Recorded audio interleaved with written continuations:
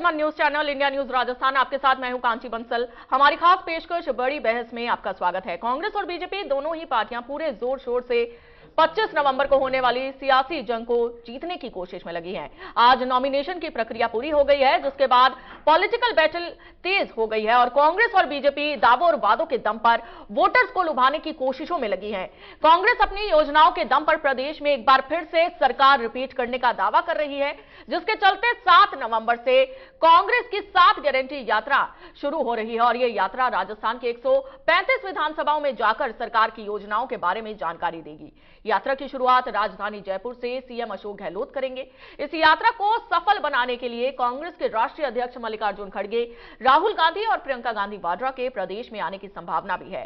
वहीं बीजेपी कांग्रेस सरकार में बदहाल कानून व्यवस्था, महिला सुरक्षा, पेपर लीक का मुद्दा बनाकर प्रदेश में सरकार बनाने का दावा भी कर रही है। लेकिन दोनों ही दलों के सामने बागियों की बगावत से निपटना एक अहम चुनौती है, क्योंकि बीजेपी और कांग्रेस से टिकट ना मिलने पर नेताओं ने छोटे दलों का दामन थाम लिया है और वो उनके टिकट पर मैदान में है या निर्दलीय ही हुंकार भर रही हैं। अगर ऐसे नेताओं की बात करें तो जयपुर की शाहपुरा सीट से बीजेपी के बागी हरि प्रसाद बलीवाल ने आरएलपी से नामांकन भरा है और इस सीट पर मुकाबला त्रिकोणीय मुकाबला हो गया है। कांग्रेस की सूची में शेखावाटी के दिग्गज नेता परसराम मोरदिया और उनके बेटे का टिकट काट दिया गया है। इस पर आरएलडी ने उनके बेटे महेश पर दांव खेल दिया है। वहीं बीजेपी से टिकट नहीं मिलने पर चौहटन से पूर्व विधायक तरुण राय कागा और शिव से पूर्व विधायक जाल मसीह ने आरएलडी का दामन थाम लिया है। इसके तुरंत बाद उन्हें टिकट दे दिया गया है। ऐसी कई सीटें हैं जहां पर छोटे दल दोनों पार्टियों के लिए खतरा बने हुए हैं। इन सबके बीच सवाल उठते हैं कि कांग्रेस के 7 गारंटी वचन कितना सियासी माइलेज देंगे। क्या कांग्रेस की गारंटी मॉडल से सत्ता में फिर से वापसी होगी? सवाल यह भी है कि कांग्रेस की गारंटियों पर बीजेपी का एजेंडा क्या होगा और कांग्रेस की गारंटियों पर बीजेपी को चुनौती में कितना दम है। क्या छोटे दल कांग्रेस और बीजेपी के बागियों को टिकट देकर चिंता का कारण बन रहे हैं और बागियों की बगावत से दोनों ही पार्टियां कैसे निपटेंगी? बीजेपी कांग्रेस को रोकने के लिए क्या व्यू रचना अपनाएगी? और इन सब के अलावा और भी कई सवाल उठते हैं जिन पर हमारी आज की बड़ी बहस केंद्रित रहेगी और चर्चा में हमारे साथ स्टूडियो में जयपुर से कुछ खास मेहमान भी जुड़ेंगे।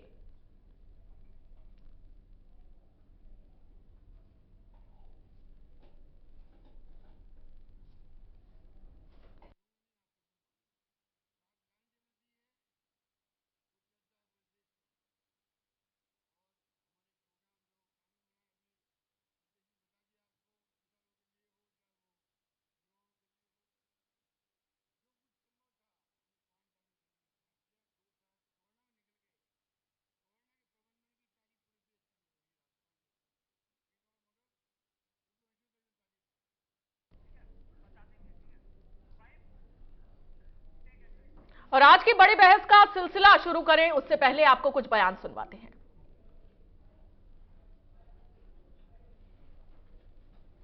चाहे आईआईटी हो, चाहे लॉ यूनिवर्सिटी हो, चाहे आयुर्वेद यूनिवर्सिटी हो, निफ्ट हो, एफडीडीआई हो, सारी संस्थाएं, साइंस सिटी हो, और कोई कमी नहीं रखी विकास के अंदर।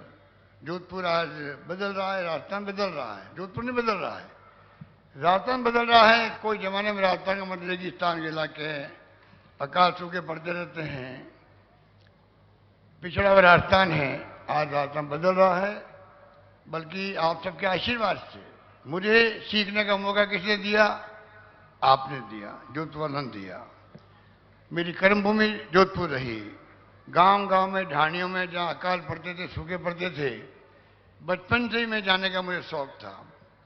तो आज जो कुछ मैंने कलम चलाई राजस्थान भर के प्रदेशवासियों के लिए का, तो कहने को बहुत सारी बातें हैं। मैं इतना कहना चाहूंगा, हमारी 10 योजनाएं हैं महंगे राज शिविर की, घर घर में पहुंची है, बल्कि इंप्लीमेंट हो गई। लोग बहुत इंप्रेस उससे गांव गांव के अंदर। वो मैं गिनूंगा नहीं, आप सबको मालूम है। 7 गारंटी हमने दी है, वो चर्चा है पूरे देश के अंदर। और हमारे प्रोग्राम जो कानून बनाए, अभी अध्यक्ष ने बता दिया आपको, किसानों के लिए हो चाहे वो युवाओं के लिए हो, जो कुछ संभव था हमने 5 साल में करने का प्रयास किया। 2 साल कोरोना में निकल गए, कोरोना के प्रबंधन की तारीफ पूरे देश के अंदर हुई है। राजस्थान के कोरोना प्रबंधन भीलवाड़ा मॉडल WHO तक ने तारीफ करी है। और ये भी मैं कहना चाहूंगा कि केरला में गए तो केरला में सरकार 70 साल में एक बार कम्युनिस्ट पार्टी की, एक बार कांग्रेस के नेतृत्व वाली सरकार बनती थी 70 साल तक। इस बार उन्होंने बदल दिया।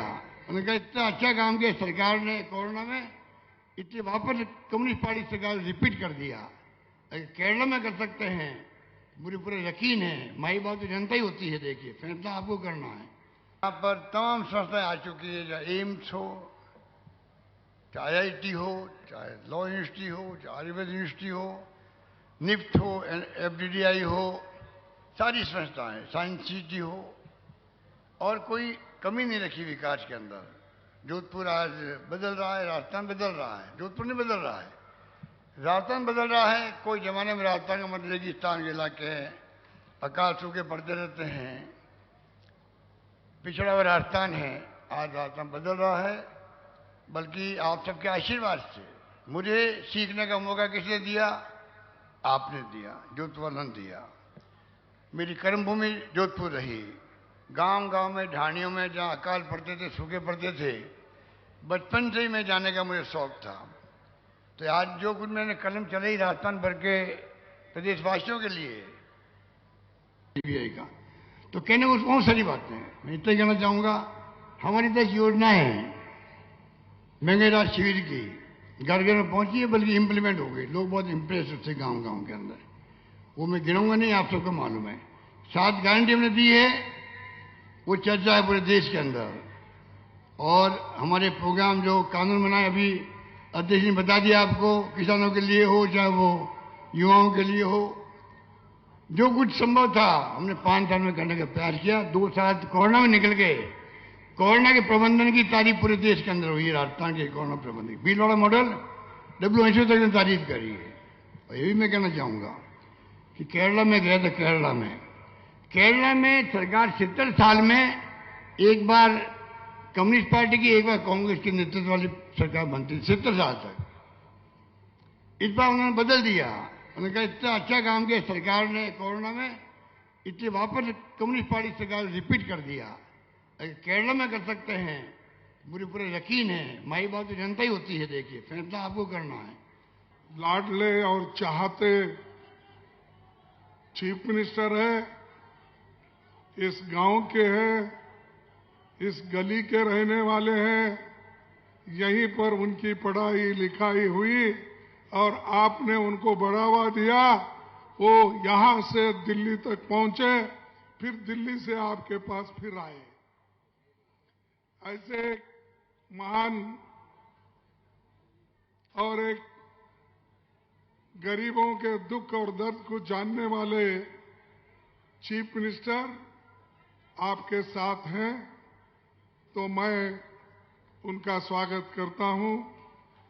और अभी आपके सामने हमारे PCC प्रेसिडेंट, प्रदेश कांग्रेस कमेटी के अध्यक्ष श्री गोविंद सिंह डोटासरा जी, उन्होंने भी अपनी पूरी भाषण में सरकार ने क्या किया और हमको क्या करना चाहिए और गवर्नमेंट ऑफ इंडिया कैसा सता रही है, किस ढंग से वो लोगों को दबाकर रखना चाहती है और लोगों के साथ खिलवाड़ कर रही है। जब से मैं राजस्थान में आई हूँ, कितने साल हो गए? 20-25 साल। जब से मैं आई हूँ तब से बहुत सारे लोग यहाँ बड़े हो गए, हमारे साथ साथ बूढ़े भी हो गए, और एक नई पीढ़ी निकल के आ रही है, जिस नई पीढ़ी की अगुवाई करने के लिए डॉक्टर साहब ने आज अब इनको हम लोगों के बीच में किया।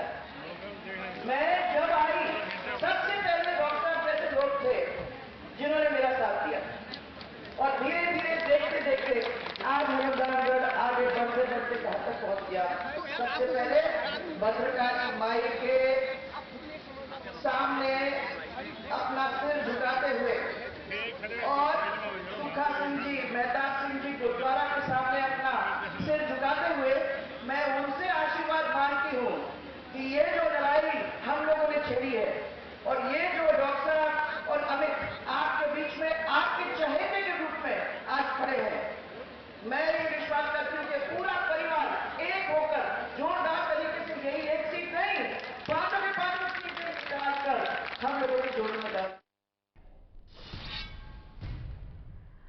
और इसी के साथ आपको बता दें कि नॉमिनेशन पूरा हो चुका है और हमारे साथ हमारे मेहमान, खास मेहमान जुड़ चुके हैं और इस बीच कई सवाल खड़े हो रहे हैं, लेकिन सबसे पहले हम अपने मेहमानों का स्वागत कर लेते हैं। हमारे साथ कांग्रेस नेता पुरुष भारद्वाज जी जुड़ चुके हैं और बीजेपी नेता राजेश चौधरी जुड़ चुके हैं। आप दोनों मेहमानों का बहुत बहुत स्वागत है इंडिया न्यूज राजस्थान पर। सबसे पहले मैं पुरुष जी आपसे पूछना चाहूंगी कि आखिर क्या योजनाओं के दम पर रिवाज अब बदल सकता है?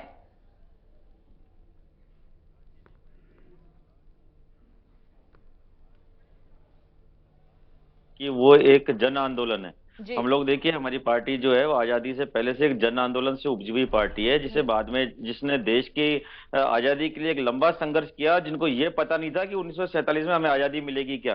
पर हमारे यहाँ पे पंडित जवाहरलाल नेहरू जैसे और महात्मा गांधी जैसे नेता ऐसे थे कि जो एक धनाढ़ परिवार से संबंध रखते थे, उसके बावजूद उन्होंने एक सादा जीवन अपनाया और अपनी सारी संपत्तियां देश के लिए दान करी और उसके बाद में आजादी की लड़ाई लड़ी। देखिए, हम लोग, हमारी जो पार्टी है वो निश्चित तौर पर जनता की सेवा ही हमारा उद्देश्य रहता है, जनता की सेवा ही हमारा ध्येय है।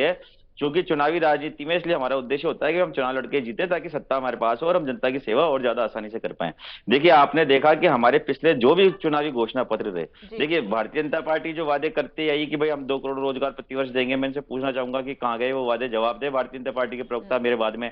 उस भारतीय जनता पार्टी ने कहा कि साहब डॉलर जो है वो प्रधानमंत्री जी की आयु से ऊपर चला गया, तो मैं कहना चाहूंगा कि $800 आडवाणी जी की उम्र को टच कर रहा है, तो आज प्रधानमंत्री जी इस पर मुंह क्यों नहीं खोलते? जिस समय पेट्रोल के अंतर्राष्ट्रीय मूल्य $120 प्रति बैरल था और हमारी सरकार ने ना सिर्फ एक्साइज ड्यूटी उसकी समाप्त करी बल्कि पेट्रोलियम कंपनियों को सब्सिडी दी थी। और देखिए, पेट्रोलियम का मूल्य हमने किसी भी स्थिति में 70 रुपए से ऊपर नहीं जाने दिया और आज हमने देखा कि $35 प्रति बैरल पे के अंतर्राष्ट्रीय भाव के बावजूद पेट्रोल एवरेज प्राइस पूरे देश की 100 रुपीज पर लीटर है और राजस्थान में तो 115 रुपए तक जाकर के आ गया।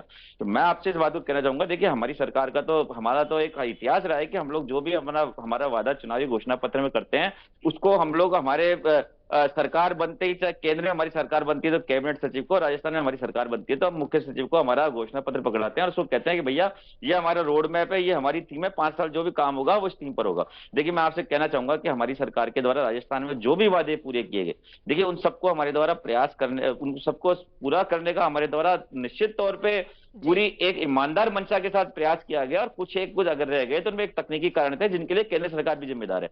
मैं आपसे कहना चाहूंगा कि देखिए, राजस्थान सरकार ने जो जन कल्याणकारी जो योजनाएं चलाई, जो हमारे 10 जो योजनाएं, जैसा कि आपको पता है, मुझे उनको दोहराने की आवश्यकता नहीं है, उन्होंने आम आदमी के जीवन में एक आमूल चूल परिवर्तन ला दिया। आप देखिए, जहां पे प्रधानमंत्री जी की वजह से आज जो गैस सिलेंडर जो कांग्रेस की यूपीए 2 सरकार देशवासियों के लिए 400 रुपए में छोड़ के गई थी और जब वो गैस सिलेंडर 1150 रुपए पहुंच जाता है, तब जब प्रधानमंत्री जी उस पर राहत नहीं देते और एक उज्ज्वला के नाम से एक योजना शुरू करते हैं और उसको पहली बार एक सिलेंडर देके अपने कर्तव्य की तीसरी कर लेते हैं, उसको दोबारा रिफिल तक नहीं करवाते, तब यही राजस्थान की कांग्रेस सरकार थी कि इसने उस महंगाई को कम करने के लिए, आम आदमी पे बोझ कम पड़े इसलिए उसने उस सिलेंडर को 500 रुपए में किया और उसका परिणाम रहा कि केंद्र सरकार को दबाव में आकर के 200 रुपए सिलेंडर के आम आदमी के लिए मूल्य कम करना पड़ा। देखिए, आपने देखा कि किस प्रकार हमारे द्वारा कोरोना का एक शानदार प्रबंधन किया गया और सरकार ने, ना सिर्फ भारत सरकार ने बल्कि पूरे अंतर्राष्ट्रीय स्तर पे जो WHO उसने भी राजस्थान सरकार की तारीफ करी और प्रधानमंत्री जी को मुख्यमंत्रियों की कॉन्फ्रेंस में अशोक गहलोत जी की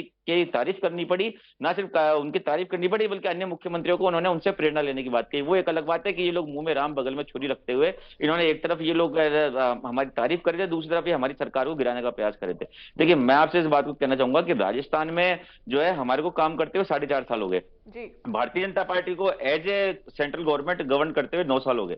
ज्यादा अच्छा ये होता कि भारतीय जनता पार्टी आरोपों की राजनीति करने के बजाय एक सकारात्मक राजनीति करती और इनके नेता राजस्थान में जो है वो इतने केंद्र सरकार के द्वारा प्रायोजित और केंद्र सरकार द्वारा संस्थापित इतने कल कारखाने स्थापित कर देते कि जिनमें राज्य के हजारों युवाओं को रोजगार मिलता और उनकी वजह से जो है राज्य के विकास में एक बड़ा महत्वपूर्ण परिवर्तन आता है। और ज्यादा अच्छा ये होता है कि हम लोग राज्य सरकार वर्सेज केंद्र सरकार की जो योजना है, हम इस बेस पे हम लोग चुनाव लड़ते हैं, भारतीय जनता पार्टी वाले और हम लोग। परंतु देखिए, इन्होंने क्या किया, इन्होंने आते जो यूपी 2 के समय हमारी जो राज्य की 3 महत्वपूर्ण रेल परियोजनाएं थे जिनकी DPR शुरू हो गई थी, जिनके कईयों में बजट भी सैंक्शन हो गए थे, उसको इन्होंने आते सबसे पहले बंद किया। राजस्थान वासियों ने इनको 2 बार 25 में से 25 सांसद दिए और देखिए उसका परिणाम यह रहा कि राजस्थान में भीलवाड़ा में हमारी सरकार के द्वारा मेमू कोच फैक्ट्री का शिलान्यास कर दिया गया था, जिसकी वजह से भीलवाड़ा और उसके आसपास के जिले के हजारों युवाओं को रोजगार मिलता और कई वेंडर्स को रोजगार मिलता है। देखिए इन्होंने आते सबसे पहले उसको बंद किया। राजस्थान में अब से पहले परिपाटी रही है और ऐसा कई बार हुआ है कि राजस्थान में सरकार दूसरी पार्टी की होती है, केंद्र में दूसरी पार्टी की होती है, परंतु देखिए राज्य के जो सांसद होते हैं वे अपने राज्य के हितों का पहले ध्यान रखते हैं, पार्टी लाइन उनके लिए सेकंड नंबर पर होती है। और अब से पहले ऐसी चीजें हुई है, चाहे वो भारतीय जनता पार्टी के सांसद रहे हो, चाहे वो कांग्रेस के सांसद रहे हो, केंद्र में अपनी सरकार पे दबाव बना करके अपने राज्य के लिए योजनाएं लेकर के आते रहे।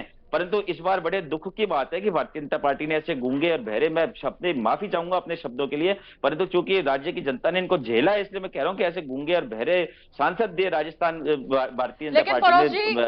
आप गारंटियों के दम पर तो आप विजयी पा सकते हैं, लेकिन जो आपके पार्टी में बागी नेता है, जिन्होंने बागी रवैया अपनाया हुआ है, उनसे आप कैसे पार पाएंगे चुनावों में?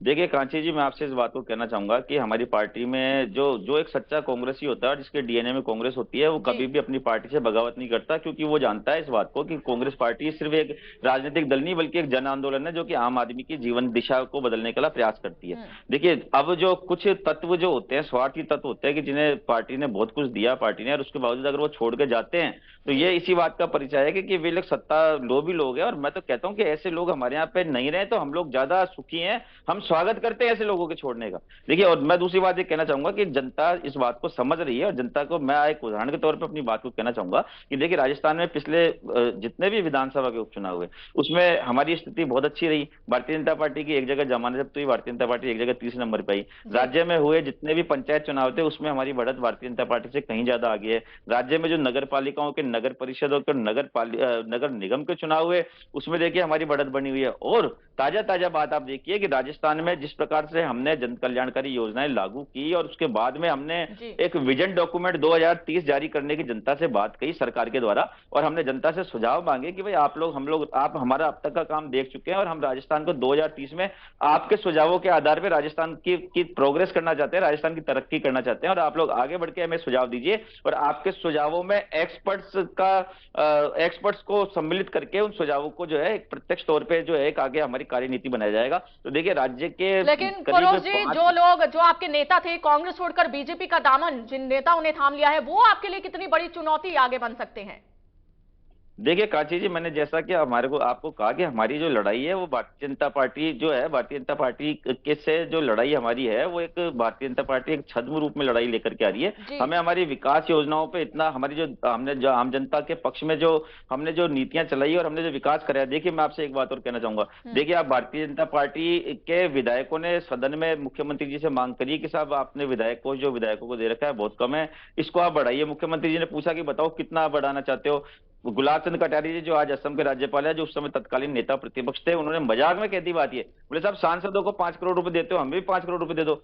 मुख्यमंत्री जी ने तुरंत तत्काल प्रभाव से हाँ कह दी और विधायकों का कोष बढ़ा करके 5 करोड़ रुपया कर दिया। आप देखिए, आपने कहीं ऐसा उदाहरण देखा कि जहां पे विपक्ष का नेता कोई बात करता हो और मुख्यमंत्री जी उस पर तुरंत हामी भर देते हो? जितना सांसदों को जो निजी विकास कोष मिलता है वही हमारे राजस्थान के विधायकों के पास कोष है। 10-10 करोड़ रुपए विधायकों को अपने इलाके में सड़क बनाने के लिए हमारी सरकार के द्वारा दिए गए। अब देखिए जो पैसे 5 करोड़ चाहे विधायक निधि दियो या 10 करोड़ रुपए सड़क के दियो, सभी विधायकों को दिए ना, खाली कांग्रेस के विधायकों के लिए थोड़ा ना, भाजपा के विधायकों ने भी उसको इस्तेमाल किया ना। देखिए जब नए जिले बने, कैलाश मेघवाल जी की मांग पर शाहपुरा का जिला बनाया गया, ब्यावर के जो विधायक है भारतीय जनता पार्टी के, उनकी मांग पर ब्यावर को जिला बनाया, तो हमारी सरकार ने तो बिना किसी भेदभाव के कार्य किया। जबकि आप केंद्र सरकार की नीति देखें, आप केंद्र सरकार। ठीक है परोज जी, मैं आपके पास आऊंगी, लेकिन राजेश जी से इस बीच सवाल लेना चाहूंगी।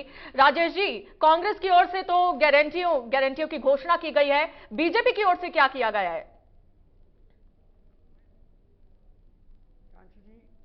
मैं राजेश जी से निवेदन करूंगा कि वे सकारात्मक डिबेट को बनाए रखे, केंद्र सरकार की योजनाएं गिनाएं, वो ज्यादा अच्छा रहेगा। जी राजेश जी बोल रहे हैं, जी प्लीज राजेश जी बोलिए। हाँ, सुन लीजिए प्लीज। आपने सबसे पहले वीडियो दिखाया अशोक गहलोत जी का, उन्होंने भी एक ही लाइन कही कि सर हमारी योजनाएं आपको पता है। कांग्रेस के प्रवक्ता ने कहा हमारी योजनाएं आपको पता है। 4.5 साल में राजस्थान की युवा, महिला, जनता, नल बिजली पानी, सुरक्षा, महिला अत्याचार, नौकरियां, हर एक चीज से 7 करोड़ की राजस्थान जनता त्रस्त हो चुकी है। इन्होंने केवल और केवल चुनावी जुमले दिए हैं और ग्राउंड लेवल पे इनका काम बिल्कुल जीरो था। इन्होंने बहुत अच्छी 10 मिनट में घड़ी इसीलिए देख रहा था कि ये कांग्रेसी प्रवक्ता 10-15 मिनट से केवल और केवल नरेंद्र मोदी जी के कार्य को ही याद कर रहे थे, जबकि 25 तारीख को चुनाव राजस्थान में होने वाला है। इस राजस्थान के चुनाव में इन्होंने 4.5 साल में क्या योजनाएं लेके आए और क्या धरातल पे आई, ये इनको बताना चाहिए था, पर इन्होंने किया कुछ है ही नहीं। बताने के पास ना इनके पास कुछ है, ना इनके मुख्यमंत्री अशोक गहलोत जी के पास कुछ है। मैं बताता हूं इन्होंने क्या किया। इन्होंने किया है, भ्रष्टाचार में राजस्थान टॉप पर आ गया, पेट्रोल डीजल की कीमतों में राजस्थान टॉप पर है, महिला अत्याचार, बच्चों के संग रेप, ये सब राजस्थान टॉप पर आ गया। इन्होंने 70 लाख जो युवा हैं, जो राजस्थान में युवा हैं, अभी अब मैं आपको बता देना चाहता हूं 49 लाख नए वोटर हैं जो इस बार वोट करेंगे 2023 के विधानसभा चुनाव में। उनको एक भी इन्होंने नौकरी नहीं दी, एक को भी रोजगार नहीं दिया, जबकि बड़ी बड़ी बातें कर रहे थे कि 2000 जैसे ही हमारी सरकार बनेगी 3500 रुपए में बेरोजगार भत्ता देंगे, 1 रुपया किसी को नहीं दिया। इन्होंने कहा था युवाओं को नौकरियां देंगे, 21 पेपर लीक हुए, 21 अभी तक 21 ही कराए, 21 पेपर लीक हुए, किसी को इन्होंने नौकरी नहीं दी है। और इसमें इनके ही आरपीएससी मेंबर, चेयरमैन, इनके कांग्रेस के नेता, वो सब लिप्त थे। आखिर कहां है युवाओं को रोजगार, कहां है महिलाओं को सुरक्षा? इन्होंने केवल और केवल 4.5 साल में राजस्थान को लूटा है, लूट खसोट मचाई है। इन्होंने भी मुझे कहा था विधानसभा की बात, जो मैं सुन रहा था कांग्रेस प्रवक्ता में, ये वही विधानसभा में एक वो भी था राजेंद्र गुड़ा, जो इनका मंत्री था उदयपुर वाटी में, जब अशोक गहलोत जाते हैं और भाषण देते हैं कि मैं आज मुख्यमंत्री हूं तो इनके कारण हूं, और वही जब कच्चा चिट्ठा विधानसभा में पेश करता है तो उनके पर सारे कांग्रेसी विधायक टूट पड़ते हैं। ये वही कांग्रेस है, ये वही कांग्रेस के मंत्री हैं शांति धारीवाल जी। जब राजस्थान में महिलाओं पर अत्याचार होते हैं, बलात्कार होते हैं, तो भरे सदन में कहते हैं कि राजस्थान युवाओं का प्रदेश है। शर्म आनी चाहिए मुझे ऐसे नेताओं को ऐसे विधानसभा में देखने लगे। और कल लेकिन राजेश जी, मेरा सवाल यह है कि पेपर लीक मामले में बाबूलाल कटारिया की गिरफ्तारी तो की गई थी। बाबूलाल कटारा की गिरफ्तारी करने के अलावा एक और, जब इसी बात को जोड़ा तो और कंक्लूड कर देता हूं जी। राजस्थान के पूर्व एसीबी चीफ थे बीएल सोनी जी, उनके स्टेटमेंट भी आए थे कि ऐसे बहुत सारे बड़े बड़े मगर मस्त है जिनको हम जेल के पीछे शिक्षकों भेज सकते थे पर नहीं भेज पाए। उसके पीछे रीजन क्या था? उसके पीछे रीजन था अशोक गहलोत जी, जो वर्तमान में मुख्यमंत्री भी थे और गृह मंत्री भी थे।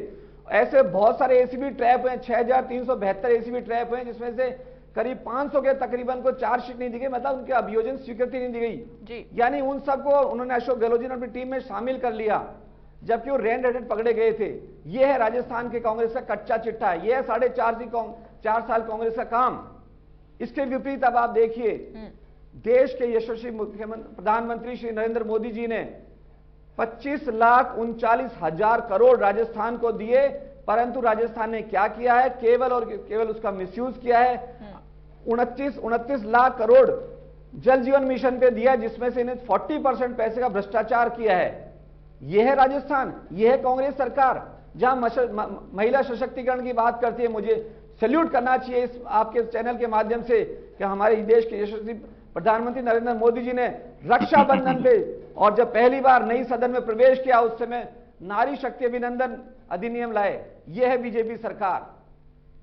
जी परोश जी, क्या कहेंगे? काफी गंभीर आरोप राजेश जी की ओर से लगाए गए हैं।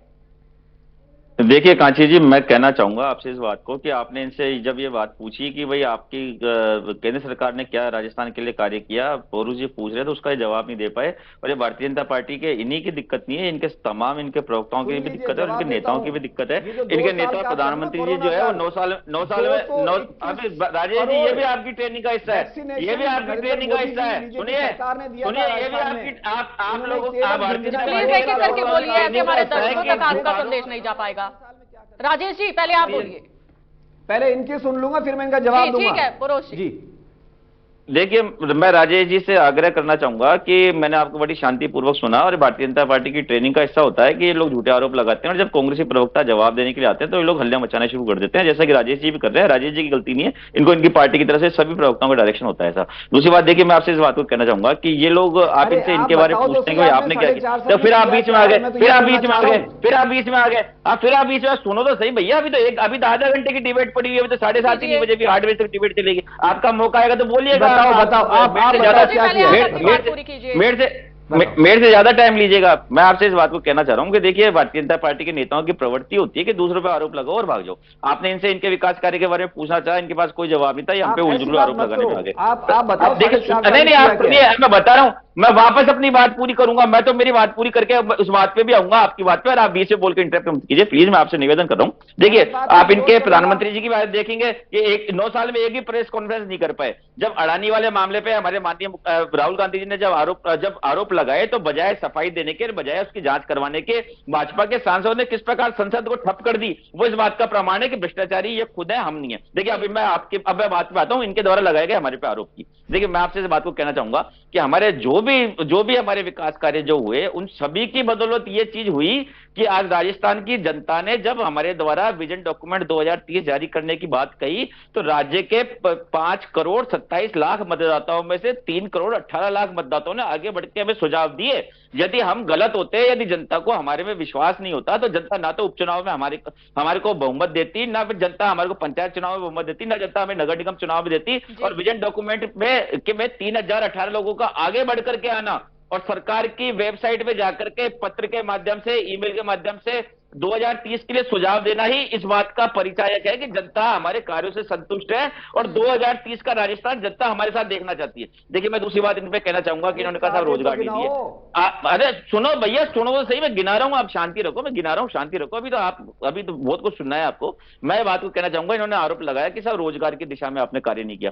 देखिए मैं आपसे कहना चाहूंगा कि पिछले 3 महीने पहले तक 1,65,000 रोजगार हमारे द्वारा दिए गए थे, जो सरकारी आता है।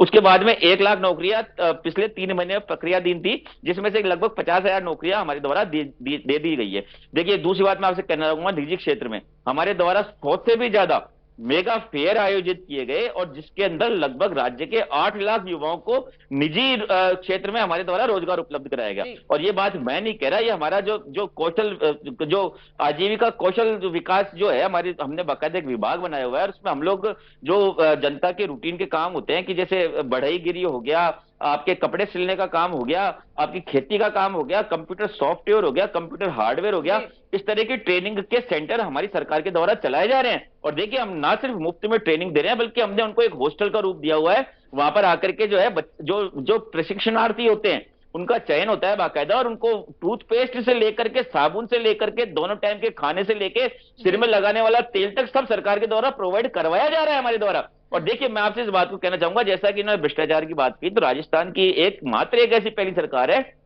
कि जिस सरकार में खुद की ही आरपीएससी के मेंबर पकड़े जाते हैं, खुद के ही नेता पकड़े जाते हैं। मैं भारतीय जनता पार्टी से पूछता हूं कि आपके ऊपर जब 20,000 करोड़ के घोटाले का आरोप राहुल गांधी जी ने लगाया, तो आपने संसद बाधित क्यों की? और आप कह रहे हैं कि हमारे यहाँ पकड़े गए कटारा, निश्चित तौर पे हम कह रहे हैं पकड़े गए। मैं आपसे पूछता हूं कि सैद्धांतिक बातें करना, झूठे आरोप लगाना एक अलग बात है, प्रैक्टिकल बात में आप मुझे बताइए कि राजस्थान के अंदर क्या, बल्कि पूरे विश्व में ऐसी कौन सी सरकार है कि जहां पे भ्रष्टाचार नहीं होता? परंतु सरकार की जिम्मेदारी होती है कि भ्रष्टाचार पे सरकार कार्रवाई करे। सरकार ईमानदार तब कहलाती है कि जब उसकी निगाह में कोई प्रकरण आ गया तो सरकार उस पर कार्रवाई करे। मुझे इस बात का बड़े गर्व के साथ, मैं इस बात को बड़े फक्र के साथ कहता हूं कि मैं ऐसी कांग्रेस पार्टी से बिलोंग करता हूं कि जहां पे भ्रष्टाचार पे हमारी 0 टॉलरेंस की नीति है। हमने हमारी एसीडी को पूरी आरोपों की तो बात के इस बीच महिलाओं के आरोपों के, जो महिलाओं को लेकर आरोप लग रहे हैं कांग्रेस पर, उसके बारे में आपने कुछ नहीं कहा।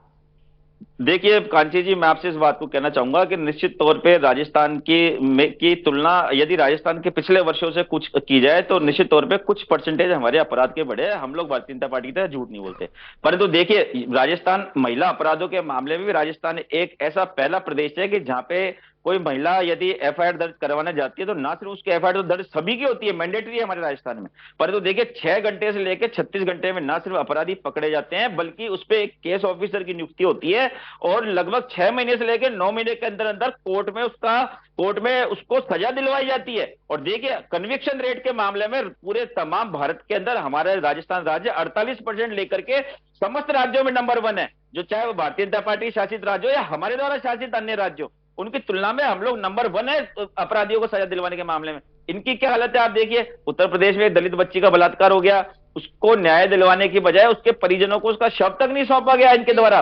प्रशासन द्वारा उसका अंतिम संस्कार कर दिया गया। और जब उसके बच्ची के परिजन जब शव मांगने के लिए गए तो उन पर लाठियां बरसाई गई। और हमारी आदरणीय नेता श्रीमती प्रियंका गांधी वाड्रा जी जब उस परिवार के साथ जाकर के खड़ी हुई, तो देखिए नियम है कि यदि कोई महिला नेता या कोई महिला जनता में से भी कोई होता है तो महिला पुलिस ही उसको जाकर के रोकती है। लेकिन पुरुष जी, महिला अपराध के मुद्दे पर राजेंद्र गोड़ा ने खुद कांग्रेस को घेरा था, तो उनको बर्खास्त क्यों कर दिया गया? देखिए राजेंद्र गुड़ा जी की स्थिति ये थी, आपको भी ये चीज पता है कि वो सिर्फ एक घटना जो थी वो एक तात्कालिक कारण वो घटना नहीं थी, जबकि देखिए वो लगातार पार्टी का अनुशासन भंग करते हुए आ रहे थे। यहाँ तक कि उन्होंने सीता माता के सुंदरता पर भी उन्होंने टिप्पणी की थी, जिसमें मीडिया में काफी हल्ला मचा। और जब हमारी सरकार के द्वारा उन्हें चेतावनी दी गई, परंतु देखिए जिस प्रकार से अनर्गल बातें कर रहे थे, कभी वे किसी के महिला के ऊपर अभद्र टिप्पणी करते थे, कभी वे हमारी खुद की पार्टी के नेताओं पर अभद्र टिप्पणी करते थे। और देखिए दूसरी बात, मैं आपसे इस बात को कहना चाहूंगा कि जो राजेंद्र गोड़ा जी का बैकग्राउंड रहा, उनका जिस प्रकार से बैकग्राउंड रहा कि वो एक दबंग नेता माने जाते हैं, बाहुबली नेता माने जाते हैं, तो आप देखिए उनके आरोपों की पुष्टि कैसे हो सकती है कि एक 80 साल का 85 साल का हमारा बूढ़ा नेता शांति धारीवाल वो कह रहे हैं कि साहब मैं गया, उसने मेरे से डायरी छीन ली। अब आप बताइए, बाहुबली नेता और एक 80 साल के बुजुर्ग जो हैं वो उनसे डायरी कैसे छीन सकते हैं? और जब भारतीय जनता पार्टी ने यह आरोप लगाया, उसी दिन की बात है कि तमाम टीवी चैनल्स पे डिबेट हुई, और जो टीवी चैनल्स हो, चाहे वे प्रिंट मीडिया के पत्रकार हो, जो विधानसभा की दर्शक पत्रकार दीर्घा में मौजूद थे, उन्होंने खुद ने शाम को कैमरे में आकर के कहा कि हम वहां मौजूद थे, ऐसी कोई घटना नहीं हुई, खाली राजेंद्र राठौड़ का राजेंद्र गुड़ा का और भारतीय जनता पार्टी के लोगों का एक कपोल कल्पित आरोप है। और देखिए लाल डायरी की बातें करते हैं, तो मैं आपसे इस बात को कहना चाहता हूं कि देखिए आज इनके पास राजस्थान में कोई मुद्दा नहीं बचा। इनके प्रधानमंत्री जी या इनके माननीय गृह मंत्री जी या फिर इनके माननीय राष्ट्रीय अध्यक्ष जी जब आते हैं तो आप देखिए इनका क्या स्तर रह गया। इनके पास खुद की योजनाएं गिनाने को नहीं है, ये लाल डायरी की बात उठाते हैं। मैं आपसे इस बात को कहता हूं कि यदि लाल डायरी नाम की कोई चीज थी भी, अगर एक बार के लिए एक बार उसको मान लेते हैं, तो जब वो आईटी इनकम टैक्स की रेड के अंदर यदि कोई विधायक हो या कोई भी व्यक्ति हो, जब आईटी रेड मारती है और जिस समय वो संपत्तियों को जब्त करती है, तो वो संपत्ति जब्त की हुई संपत्ति वो व्यक्ति की संपत्ति नहीं होती, बल्कि वो उस समय जब तक कोर्ट में चालान पेश नहीं हो वो इनकम टैक्स डिपार्टमेंट की संपत्ति हो जाती है। यदि कोई ऐसी घटना घटी, मैं राजेश जी के पास जाना चाहूंगी। राजेश जी, परोस जी का कहना है कि लाल डायरी में ऐसा कुछ था ही नहीं, तो इसको मुद्दा क्यों बनाया जा रहा है बीजेपी की ओर से? कांची जी, सबसे पहले तो मैं इनकी बात का जवाब दूं। इन्होंने कहा कि लॉ एंड ऑर्डर हम सेम डे एफआईआर दर्ज करते हैं। भरतपुर की अभी कानून है, राजस्थान में कानून है। दोनों परिवारों में विवाद था, सुन तो लो पहले बात। भरतपुर में दो भाइयों के बीच में विवाद हुआ। भरतपुर में 3 दिन पहले एफआईआर दर्ज कराई, लेकिन उनकी कोई सुनवाई नहीं हुई। उसके उपरांत एक भाई ने दूसरे भाई को ट्रैक्टर से कुचल के मार दिया। कहां है एफआईआर? 3 दिन तक सुनवाई नहीं उसकी। अरे भैया, आचार संहिता लगी पड़ी है, सरकार हमारे हाथ में नहीं है, चुनाव आयोग के हाथ में। चुनाव आयोग से जाकर के कहो कि पुलिस से कार्रवाई करवाए, हमारे हाथ में थोड़ा सरकार है। चुनाव आचार संहिता लगी उसके बाद में एफआईआर की, थाने की बात। आपको पता नहीं है कि आचार संहिता लगने के बाद प्रशासन के लिए सरकार जिम्मेदार नहीं होती? आपको पता नहीं है क्या? आप जनता को गुमराह करना चाहते हैं, आप जनता को गुमराह करते हैं। आचार संहिता जब सरकार के अधिकार छिन जाते हैं, आपको पता नहीं है क्या? ये बात है, फालतू की बातें करते हैं आप। पर्यटन वो है ना सदस्य है प्रियंका वाड्रा जी, वो कहती है मैं लड़की हूं, लड़ सकती हूं, लेकिन मैं ये कहना चाहता हूं, क्या राजस्थान में लड़की बच सकती है? एक शब्द नहीं कहा। इतने सारे रेप हो रहे हैं, इतने सारे मर्डर हो रहे हैं राजस्थान में कार्रवाई होती है, इसलिए प्रियंका जी नहीं बोलती। उत्तर प्रदेश में लड़की का बलात्कार करके उसके परिजनों को नहीं सौंपा जाता, इसलिए प्रियंका जी को आना पड़ता है। तुष्टीकरण की नीति करती है, केवल तुष्टीकरण। अगर वही आपको मैं बता दूं, रोड में इसी तरह 6700 प्रकरण हुए, जिसमें 2 जनों की घटना होने के बाद में 1 जन की मृत्यु होती है। पर इकबाल मरता है जब तो उसको 50 लाख रुपए मिलते हैं, और मनु वैष्णव मरता है तो उसको 1 रुपया नहीं मिलता है। यह है तुष्टीकरण की नीति, यह है कांग्रेस की नीयत, और यह है बदनीयत। तो इसलिए मैं आपके माध्यम से कहना चाहता हूं, 25 तारीख आ रही है राजस्थान में। ये जो कांग्रेस सरकार है ना, भ्रष्टाचार, अपराधी, अराजकता, हर जगह भ्रष्टाचार, ये सब खत्म होने वाला है। राजस्थान की जनता त्रस्त हो चुकी है, पीड़ित हो चुकी है। और ये जो मैं कह रहा हूं ना, युवा 49 लाख युवा, ये आपको घर बैठा देंगे। समय आ गया है। ये जो आप भ्रष्टाचार रूपी रावण जो आपने पूरे राजस्थान में फैला रखा है ना, उसकी 5 करोड़ जनता आपको जवाब देने वाली है। इंतजार कीजिए। लेकिन राजेश जी, आपने कहा कि कांग्रेस तुष्टीकरण की राजनीति करती है, लेकिन इस बीच लाल डायरी का मुद्दा भी बनाया जा रहा है। बीजेपी की ओर से क्यों मुद्दा बनाया जा रहा है? क्योंकि कांग्रेस का कहना है कि लाल डायरी में ऐसा कुछ है ही नहीं, तो बीजेपी मुद्दा क्यों बना रही है? यही मैं कहना चाहता हूं, यदि लाल डायरी में कुछ नहीं था तो क्यों रफीक खान विधायक, क्यों बाकी सारे विधायक, क्यों शांति धारीवाल जी उस लाल डायरी पे टूट पड़े, क्यों रफीक खान से डायरी छीन ले गए? अगर नहीं था तो आने देते पिक्चर बाहर। पर चूंकि उसने कहा था राजेंद्र गुड़ा जी ने, इसमें पूरे 4.5 अशोक गहलोत की सरकार का पूरा भ्रष्टाचार है, इसीलिए तो लाल डायरी लेके भाग गए वो, नहीं तो आने देते विधानसभा में। पर उनको पता था कि हमारे पूरे 4.5 सालों में भ्रष्टाचार के सिवा कुछ नहीं किया, जनता त्रस्त थी और केवल उसमें वो सारे पन्ने थे जो उनको आउट नहीं होने दिया। और देखिए उसकी परिणति क्या हुई, जैसे ही लाल डायरी विधानसभा में पेश हुई उसके अगले दिन ही राजेंद्र गुड़ा के खिलाफ एक फर्जी FIR दर्ज करा दी गई अजमेर में। केवल और केवल ये कंट्रोल की पावर है, ये किस तरह से नेगेटिव कर रहे हैं कांग्रेस सरकार कि किसी को भी झूठे केसों में फंसा दो और उसको अपने पास बैठा लो। इसी के परिणति है कि राजस्थान में भ्रष्टाचार टॉप पर है, अपराधी टॉप पर है। एक वो कहावत है ना, कई बार कमिश्नरेट में मैं देखता हूं, अपराधियों में भय और जनता में विश्वास। लेकिन राजेश जी, शांति धारीवाल और रफीक का नाम अगर लाल डायरी में होता तो कांग्रेस उनको टिकट क्यों देती? लेकिन उनको तो टिकट दिया गया है। यही तो मैं कहना चाह रहा हूं। किसको? राजेंद्र गुड़ा जी को नहीं, शांति धारीवाल और रफीक की बात जो आप कर रहे हैं ना जी, शांति धारीवाल जी वही व्यक्ति हैं जब विधानसभा में प्रश्न उठाया जाता है राजेंद्र राठौड़ साहब से कि राजस्थान में महिला अपराध बढ़ते जा रहे हैं, तब उन्होंने कहा कि रेप बढ़ते जा रहे हैं, तब यही शांति धारीवाल जी का जवाब होता है कि ये युवाओं का प्रदेश है। कितनी घिन्नता वाली बात है, शर्म से डूब मरना चाहिए ऐसे शांति धारीवाल जी मंत्री जो अपनी महिला, क्योंकि उनके घर में भी मां है, बेटी है, बहन है, सारे लोग हैं, इस तरह के विधानसभा में ये जवाब दिए जाते हैं। शर्म आती है ऐसे मंत्री पे। फिरोज जी क्या कहेंगे आप? उसी जो मंत्री, देखिए कांची जी, मैं इस बात को कहना चाहूंगा कि ये कह रहे हैं, ये देखिए राजेश जी सुनिए, ये कह रहे हैं कि भाई कि शांति धारीवाल जी के घर में माँ है, बहन है, बेटी है।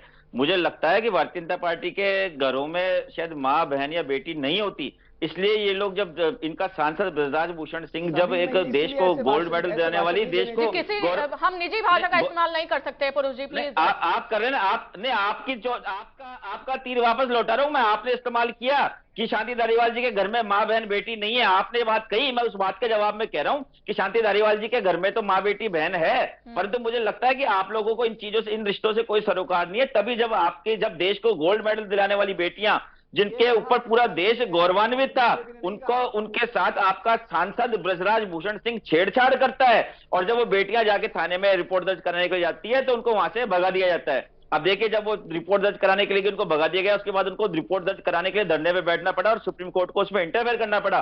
परंतु इनका जो सांसद था वो बड़ी बेशर्मी से इनको, लड़कियों को, बच्चियों को धमकियां देता रहा। मीडिया द्वारा जब सवाल पूछा गया, आपने कांची जी, आपने भी मंजर देखे कि कैसे उनके द्वारा मीडिया कर्मियों को धक्का दिया गया, मीडिया कर्मियों को माइक तोड़ दिया गया उनके द्वारा। और देखिए, भारतीय जनता पार्टी चुप रही, और जब सुप्रीम कोर्ट के निर्देश पर जब दिल्ली पुलिस को जांच करनी पड़ी, और अब जब कुछ दिन पहले दिल्ली पुलिस ने जब चार्जशीट फाइल करी, और जब दिल्ली पुलिस ने अपनी चार्जशीट के अंदर इनके सांसद के ऊपर उन बच्चियों के द्वारा लगाए गए आरोपों की पुष्टि की, उसके बावजूद भी भारतीय जनता पार्टी आज मुंह में दही जमा करके बैठी हुई है। मैं आपसे कहता हूं कि अगर हमारी पार्टी के किसी विधायक ने, सांसद ने ऐसी हरकत करी होती तो तत्काल हमारे द्वारा ना सिर्फ उसका टिकट काट दिया गया होता, बल्कि आज वो जेल के अंदर पड़ा हुआ था। और हमारी पार्टी ने ऐसे उदाहरण आपसे पहले पेश किए हैं। राजेश जी कुछ कहना चाह रहे हैं, उनसे सुन लेते हैं। राजेश जी, इन्होंने आज तक अपने सांसद को कारण बताओ नोटिस तक जारी नहीं किया, उसके खिलाफ सरकार ने FIR दर्ज करी थी। शांति धारीवाल के खिलाफ FIR दर्ज क्यों नहीं? अरे आप तो ये बताओ, ब्रजराज भूषण सिंह के खिलाफ क्या किया आपने? आप तो इस बात का जवाब दो ना। शांति धारीवाल के खिलाफ तो शांति धारीवाल के खिलाफ क्या कोई छेड़छाड़ का मामला थोड़ा था? आपके सांसद के खिलाफ तो डायरेक्ट छेड़छाड़ का मामला था, और देश को गोल्ड मेडल FIR दर्ज हुई क्या उसके खिलाफ? जवाब दीजिए ना, FIR दर्ज करी क्या शांति धारीवाल के खिलाफ? तोहफे के रूप में उसको MLA टिकट और दी है। ब्रजराज भूषण यह चरित्र है, जवाब मत दीजिए। यह कांग्रेस पार्टी ने क्या, पार्टी ने प्लीज एक-एक करके बोलिए, इस तरह से हमारे दर्शकों तक कोई संदेश नहीं जा पाएगा। सफाई चालू है। राजेश जी, आप कुछ बोलना चाह रहे थे? राजेश जी, पहले आप बोलिए। आपने, मैं यही कहना चाहता हूं कांग्रेसी प्रवक्ता से, चुनाव राजस्थान में हो रहे हैं 25 तारीख को। इस 25 तारीख पे इस कांग्रेस सरकार ने 4.5 साल में क्या किया है, मैं इनसे पूछना चाहता हूं। अरे ब्रजराज भूषण पे बताओ, महाराज ब्रजराज भूषण चलिए ठीक है, जवाब दो। राजेश जी के आप सवालों का जवाब दे दीजिए। आप शांति धारीवाल पे बताओ एफआईआर दर्ज क्यों नहीं? अरे ब्रजराज भूषण के खिलाफ क्या कार्रवाई की है बताओ, पार्टी ने उसको कारण बताओ, नोटिस जारी किया है क्या उसको प्राधिकरण? अरे एफआईआर दर्ज करिए, जवाब दीजिए इस बात तुमने का। शांति धारीवाल पे एफआईआर दर्ज करी क्या? आपके नेताओं की इन्वॉल्वमेंट एफआईआर दर्ज करी तुमने करी क्या? शांति धारीवाल के खिलाफ एफआईआर दर्ज है? आप लोगों के अरे ऐसे बहुत सारे मंत्री हैं कांग्रेस में, उनके खिलाफ एफआईआर दर्ज करी किसी क्या? महिला को आपके संगठन का प्रमुख क्यों नहीं बनाया? उस राजेंद्र हुड्डा के खिलाफ एफआईआर दर्ज करी क्या आपने? जो आपका मंत्री था अशोक गहलोत जी कह रहे थे कि हमारी सरकार बचाई इन्होंने। गलत बात। क्या आपके बातें करते ब्रजराज हो? भूषण सिंह के खिलाफ एफआईआर सुप्रीम कोर्ट के पहले राजस्थान की बात शांति धारीवाल जो विधानसभा में कहता है, शर्म आनी चाहिए आपको। आपके केंद्रीय मंत्री का बेटा किसान आंदोलन में जा रहे किसानों के ऊपर गाड़ी चढ़ा देता है और आप लोग उसको बचाने के लिए बेशर्मी से उसके साथ कर रहे थे। एफआईआर की बात कर रहे थे ना आप, कहाँ है एफआईआर? एफआईआर दर्ज सुप्रीम कोर्ट ने करवाई, आपने नहीं करी अपने सांसद के खिलाफ। आपने पार्टी लेवल पे क्या कार्रवाई की सांसद ब्रजराज भूषण सिंह के खिलाफ? आपसे पूछना चाहता हूँ, मुझे पता है ब्रजराज भूषण सिंह की भारतीय जनता पार्टी में आप उसके खिलाफ बड़ी बड़ी बातें कर रहे हो, करने के नाम पे कुछ नहीं है, केवल चुनावी जमले हैं और चिंता मत लो। अरे भैया होने वाली गारंटी का टाइम खत्म हो गया आपका। लगा के राजनीति करोगे, खुद की कार्रवाई ना आप खुद के विकास योजना बता सकते हैं, ना आप खुद के सांसदों के खिलाफ काम बता दो। चलो आरोप नहीं लगा रहा, 4.5 साल में अरे जनता रोजगार दिया, जनता खड़ी हुई है हमारे साथ, जनता खड़ी हुई है हमारे साथ, जनता खड़ी हुई है हमारे साथ में, हमारी विकास योजनाओं के जगह जगह बैनर पोस्टर लगे हुए हैं, देख रही है चैनल, जनता खड़ी हुई है हमारे साथ में, जनता खड़ी है उसके साथ में, जनता ने देखा जिस उज्ज्वला योजना में आप लोगों ने जनता को सिर्फ लॉलीपॉप पकड़ाई, कैसे 500 रुपए में हमारे द्वारा सिलेंडर पकड़ाएंगे, कैसे 100 यूनिट बिजली मुफ्त में दी जा रही है किसानों को। ठीक है, आखिरी सवाल राजेश जी आपसे लेना चाहूंगी। कांग्रेस का आरोप है कि बीजेपी हमसे डर गई है, इसीलिए सांसदों को विधायकी का टिकट देकर उनसे चुनाव लड़वा रही है, क्या कहेंगे? देखिए, भारतीय जनता पार्टी ने 200 की 200 सीटों पे कैंडिडेट उतारे हैं, जबकि कांग्रेस सरकार पिछली 2 टर्म से सहयोग से ही सरकार चला रही है, फुल फ्लैश मेजोरिटी नहीं आ रही, इसीलिए उन्होंने आरएलडी यहाँ पे आपके सवाल का जवाब नहीं है, यहाँ भी घुमा रहे हैं, ये यहाँ भी जवाब नहीं दे रहे। अरे कभी खुद का भी कुछ बताया करो, कब तक हमारे नाम से राजनीति करोगे आप लोग? खुद का भी कुछ। राजेश जी, मेरा सवाल आपसे जो है उसका प्लीज जवाब दीजिए। जी देखिए, राजस्थान में हमने 7 एमपी चुनाव लड़ा रहे हैं विधानसभा चुनाव में, इसलिए कि वो जिताऊ भी हैं, टिकाऊ भी है और फील्ड सर्वे से उनका नाम आया था, तो कार्यकर्ताओं को टिकट दिया जाता भारतीय जनता पार्टी में, और कांग्रेस में क्या दिया जाता है, जो गांधी परिवार कहेंगे वो नाम पक्का है। राहुल गांधी कह रहे हैं जो मेरे संग भारत जोड़ो यात्रा में था उसका नाम लिखो, गोविंद डोटासरा जी कह रहे हैं मेरा नाम लिखो, सचिन पायलट जी कह रहे हैं मेरी लिस्ट आओ। तो केवल ये घर में ही झगड़े खत्म नहीं हो रहे इनके, कुर्सी बचाओ प्रतियोगिता के सिवा 4.5 साल में राजस्थान में कुछ नहीं हुआ।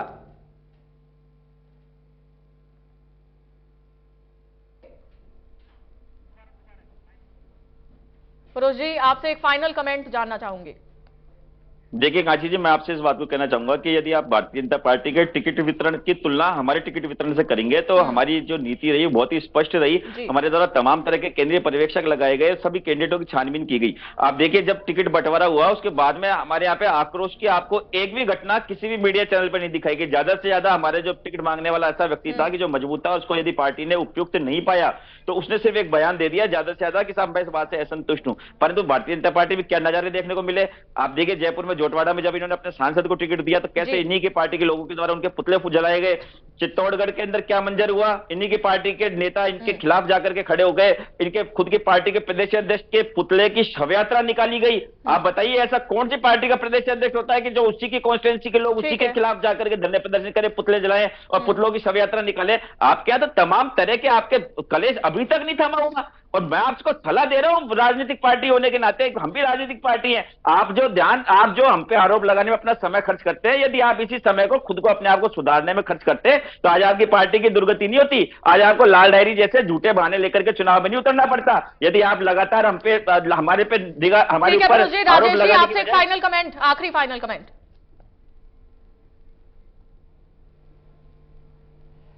देखिए कांची जी 25 तारीख को चुनाव होने जा रहे हैं, तब आप देख लीजिएगा जनता किसकी ओर मुंह कर रही, किसकी ओर देख रही है। जनता देख रही भारतीय जनता पार्टी डबल इंजन की सरकार बनाना चाह रही जनता, और वो डबल इंजन की सरकार बन के रहेगी। आपने देखा होगा भी वो एक आया था को सूचकांक भी आता है जिसमें 156 प्लस की सीटें भारतीय जनता पार्टी सरकार बनाने जा रही जीत के। आप दोनों मेहमानों का हमारे साथ जुड़ने के लिए। तब दोनों दलों के सामने बड़ी चुनौतियां हैं। ये चुनौतियां क्या है आने वाले वक्त में अब ये जनता तय करेगी कि राजस्थान की सत्ता पर किसको आसीन करना है। तो बड़ी बहस में अभी के लिए बस इतना ही। देखते रहिए इंडिया न्यूज। नमस्कार।